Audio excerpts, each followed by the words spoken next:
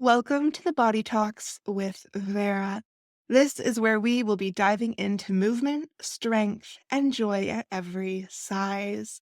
I'm Vera, your host, and each episode we're having real conversations with people who are redefining fitness, confidence, and what it means to truly live in our bodies. Whether we're talking powerlifting, nutrition, running ultra marathons, or radical self love, this is the space where every body has a story. So let's get into it. I am so excited. This is our very first episode of the Body Talks. And I'm so grateful you are here listening in or maybe watching, whichever feels good for you, because of course you can watch this on YouTube if you're one of those types of people. I know I am. So I want to go in today talking about why I even started this podcast, but also a little bit about me.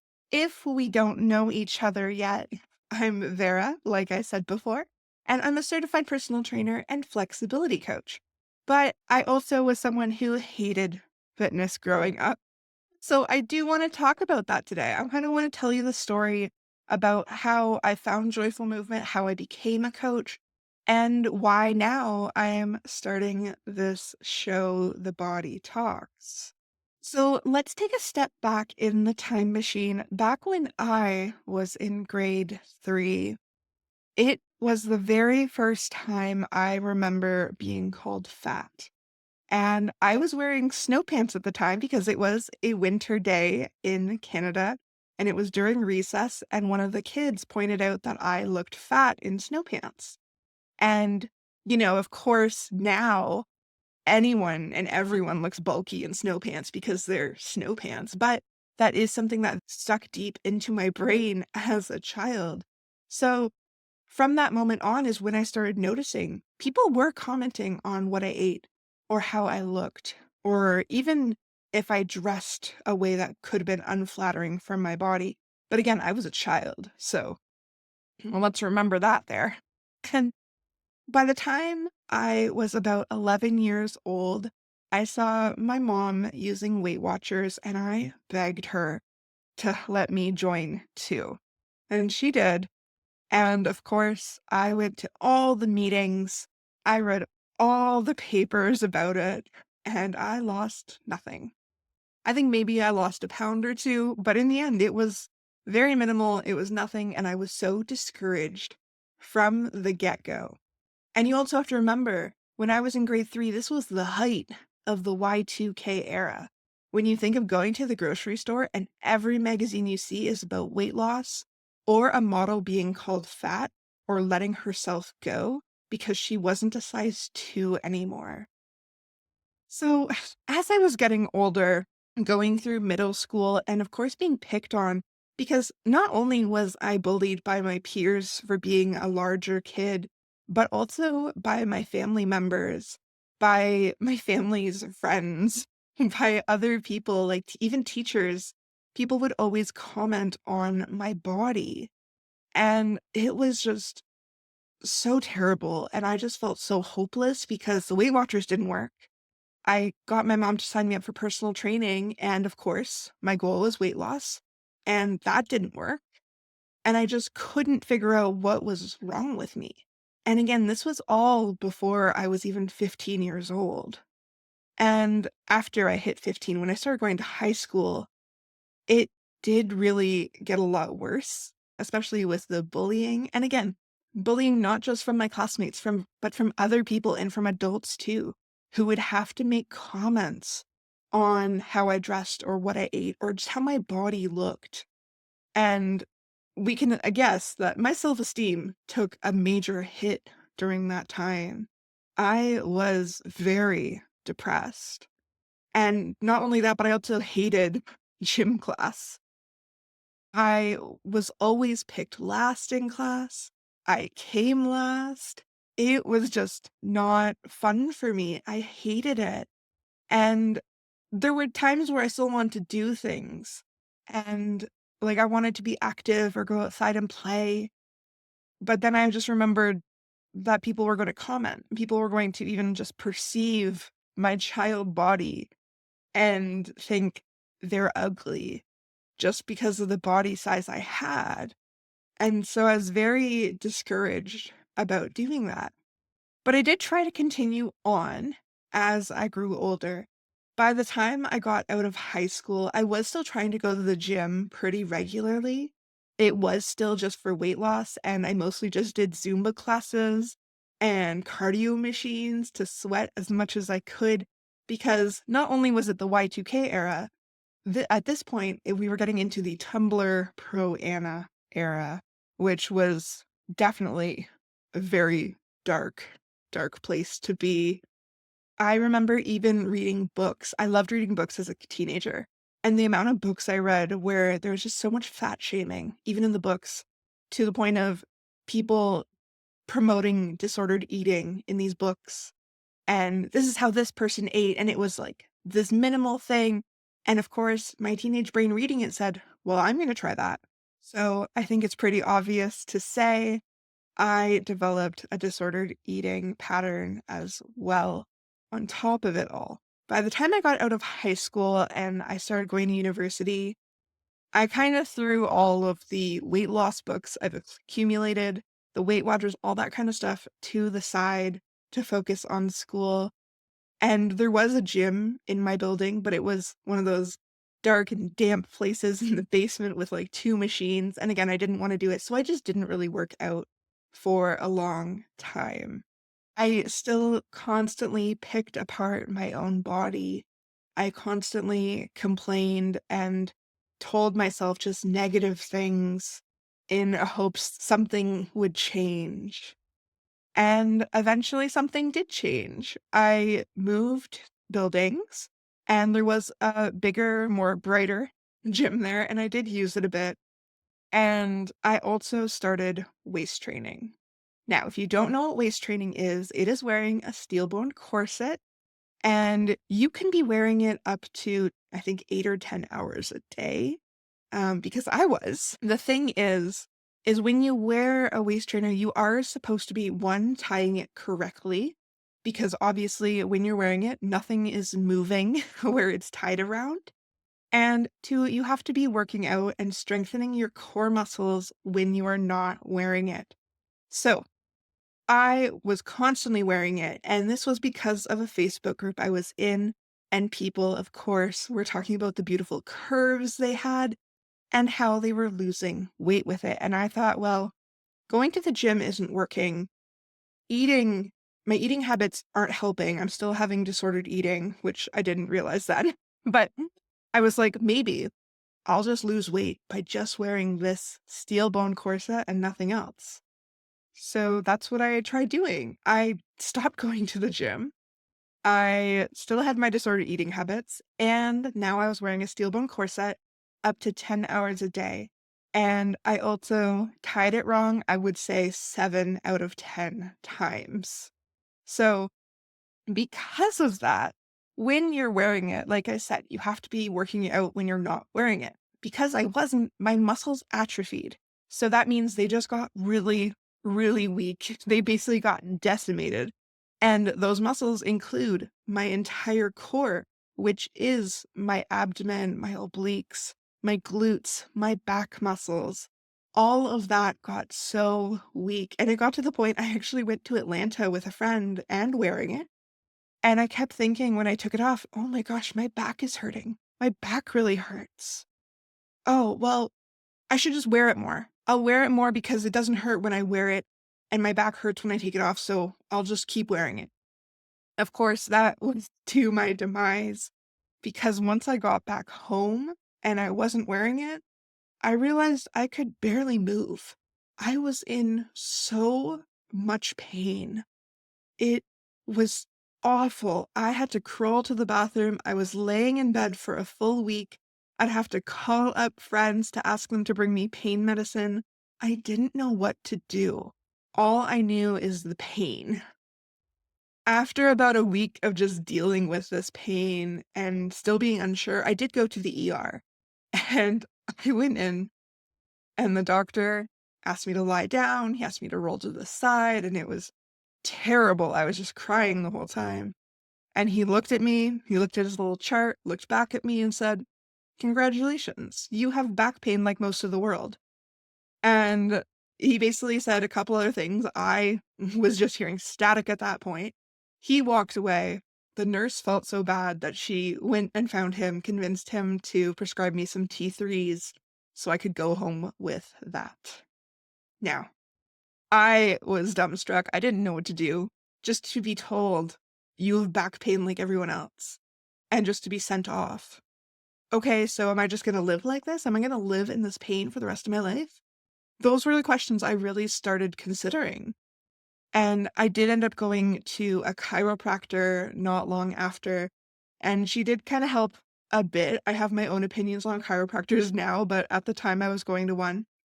And not even 2 days later, after being in that ER, I went back to that same ER because my appendix burst. Now, of course, unrelated issues, but to be lying in a hospital bed in the hallway of the ER because you could not sit upright on a Sunday night at 2 a.m. was not the best of times. So, of course, after surgery, because my appendix did burst, I was still bedbound. I was still in pain and just more pain now. And I could still barely walk without really taking my time and just groaning the entire way. A few months after that happened, I was on YouTube and I came across a video. The video was of Roz the Diva. And if you don't know who Roz is, she is a sweetheart. She is a plus size pole instructor in New York City. And I saw her teaching someone how to pole dance. And I was shocked. I've never, ever in my life seen someone who had the same body as me doing something that looked so beautiful and so graceful, even though it took such an amount of strength. And I was amazed. And then I hit close tab and didn't look at it again. It wasn't until a few months after that, I went to a friend's birthday party at a club, and they had some pole dancers there. And I remember I was on the second floor looking down, watching them. And all I kept thinking of was Roz. And I kept looking at those poles, not even at the pole dancers, just the poles itself, thinking, I could try that. Like, there's nothing telling me I can't try it because Roz is doing it. If Roz is doing it and instructing people on how to do it, why can't I try it? So the next day, literally the next day, I signed up for a beginner pole dance class and a splits training class. Now, I was so nervous going into these classes. I have never done so much research in my life than to figure out how to find a way to feel comfortable going to this pole dance studio in my city. And let me tell you, it was fine in the end. Okay. I did it. I was terrible at it, but I did it. And I didn't feel like people were just staring at me the whole time. I, though, was staring at myself the whole time because the room was full of mirrors, and I felt awful staring at myself. I just kept thinking, oh, you're the fat one in this class. Maybe you don't belong here. But I did keep doing it because I started having fun with it. That's the thing. Even though I was so self-conscious and I felt so negatively about myself, I started having fun. And I wanted to go again. So I did. I started going more and more. I started even telling some of my friends about it. And over time, what I noticed was I wasn't thinking of myself so negatively every time I saw myself in the mirror. I started thinking, oh my gosh, look at those curves. Look at how your body is moving there. Look at how you're doing these stretches and the coach is complimenting you on the movement because you have good form. And this was such a slow process. It did take me some time, but I realized I didn't hate myself as much. And I realized I could actually do something that didn't feel like punishment. Because really, my entire lifetime of doing fitness or any type of movement felt like a punishment. it felt like I had to do it to lose weight. And even though I did start pole dancing as maybe I'm gonna lose weight, it changed. It just switched one day from maybe I'm gonna lose weight to maybe I'm gonna get stronger. And from that moment on, I had so much more fun with it. And even what I was wearing, because of course, with pole dancing, you did have to wear smaller amounts of clothing. So you were really seeing your whole body. But at that studio too, different types of bodies were showing up to these classes. I wasn't just the only fat kid there. There were other body sizes there that made me feel like I was in an inclusive space. It made me feel seen. And no one treated me or anyone else in a larger body differently. We all worked on the same things. We all had modifications and advancements to certain movements. We all had even just different options of things if we didn't want to work on something. None of us were treated differently in that way. And that was the first time that I really felt like, oh, I can do this. I can do this and have fun. I don't have to be great at it, but I can do it and no one's going to be judging me here.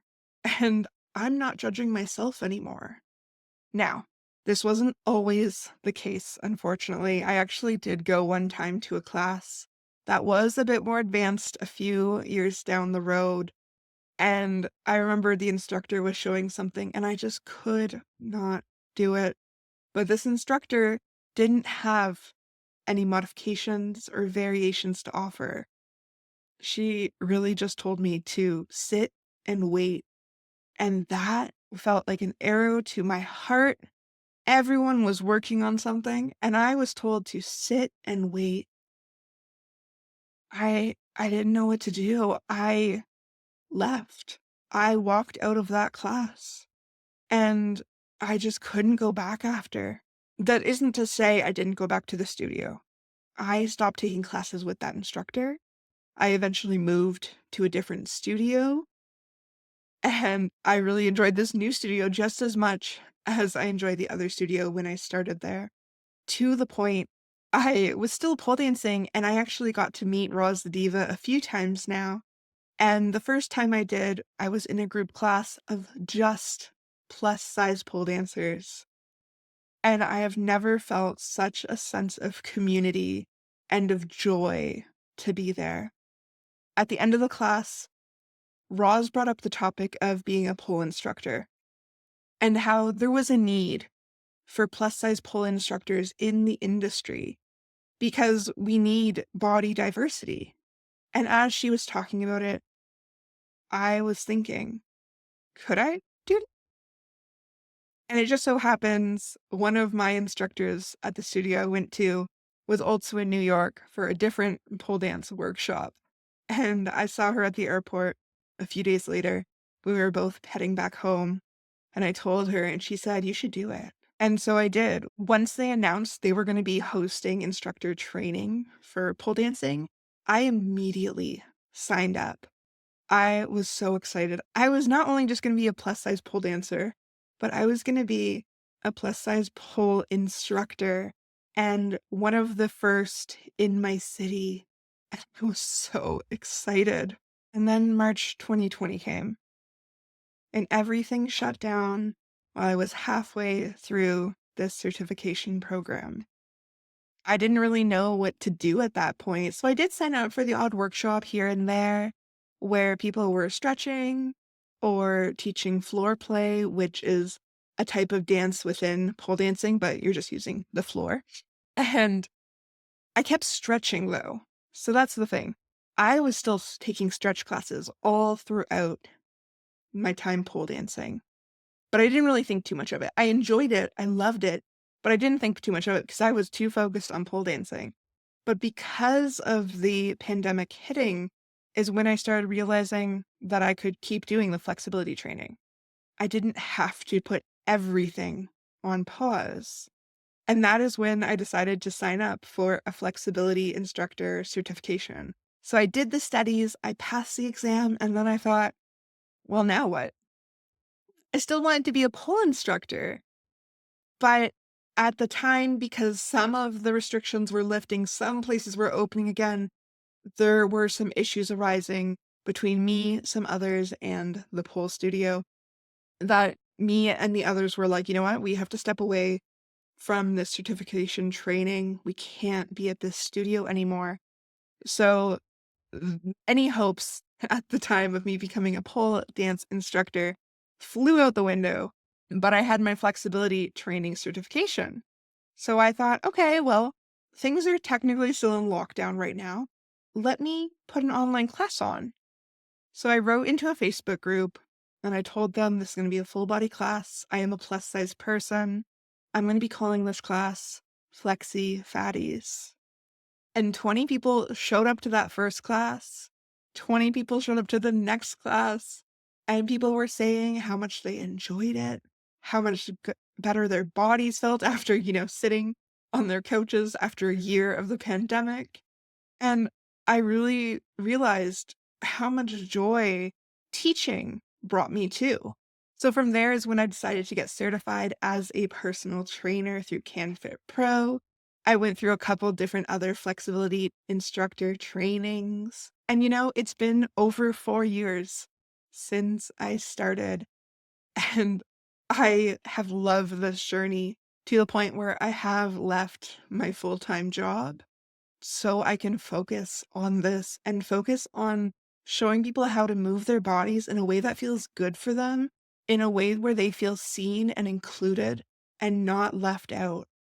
Over these past few years of being a fitness coach is really noticing the gaps in the fitness industry and really how toxic it can be and noticing that I have been exposed to that my whole life when I was still going to the gym. Even when I still go to box gyms now, I see how bad and exclusive these places are. But at the same time, they're telling people in bodies like mine that we have to go there, we have to lose weight. But those same spaces are looking down on us and telling us, why are you here? You shouldn't be here. Go home and eat some chips. Now, thankfully, there is such a great community of plus size fitness instructors that I know and love. And I'm very excited because I'm going to be bringing a few of them onto the show, of course. But there's not enough because you have to think we're looking at the whole population of the world. When so many people don't feel comfortable exercising for so many different reasons because of injury, because of past fitness trauma, because of the priorities in their lives. I am someone who wants to help bring fitness and just movement to people so they can feel good in their bodies because that's the thing. When I originally started pole dancing with my back pain, I didn't think it was going to work. I didn't think it was going to help it. I was just hoping for the best and I was also having fun while doing it. But it was over time, especially with the stretch classes, where I realized my back pain isn't anything like what it used to be. It is so much better. And that's the thing. I want to bring that same feeling to anyone who ever wants to work with me because that's what we should be feeling. We should be feeling good in our bodies. And we should also be finding respect for our bodies, which brings me to the body talks.